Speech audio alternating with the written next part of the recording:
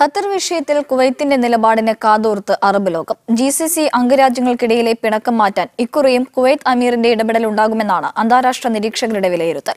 പൊതുവെ ഇത്തരം വിഷയങ്ങളിൽ കുവൈത്ത് സ്വീകരിച്ചുവരുന്ന സമുദ്ര നിലപാടുകൾ പലതവണ GCC ഐക്യത്തിന് കരുത്തു പകർന്നിട്ടുണ്ട്.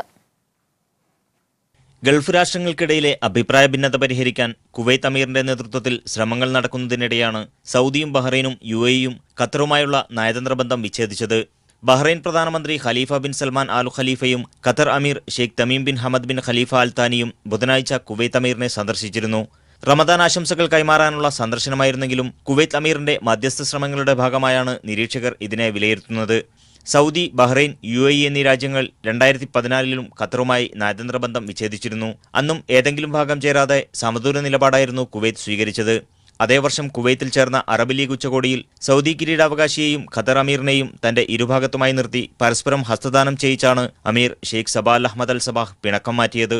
അമീറിന്റെ ഇടപെടൽ ഫലം കാണുകയും ഒരാഴ്ചക്കുള്ളിൽ സൗദി, UAE, ബഹ്റൈൻ സ്ഥാനപതിമാർ ഖത്തറിൽ തിരിച്ചെത്തുകയും ചെയ്തു. മേഖലയുമായി ബന്ധപ്പെട്ട പൊതുവിഷയങ്ങളിൽ സൗദിയുടെ കൂടെയാണെങ്കിലും GCC അംഗരാജ്യങ്ങൾക്കിടയിലെ അസ്വാരസ്യങ്ങളിൽ കുവൈത്ത് സ്വീകരിച്ചു പോരുന്ന ചേരിചേരാ നിലപാട് ഏറെ ശ്രദ്ധിക്കപ്പെട്ടിരുന്നു.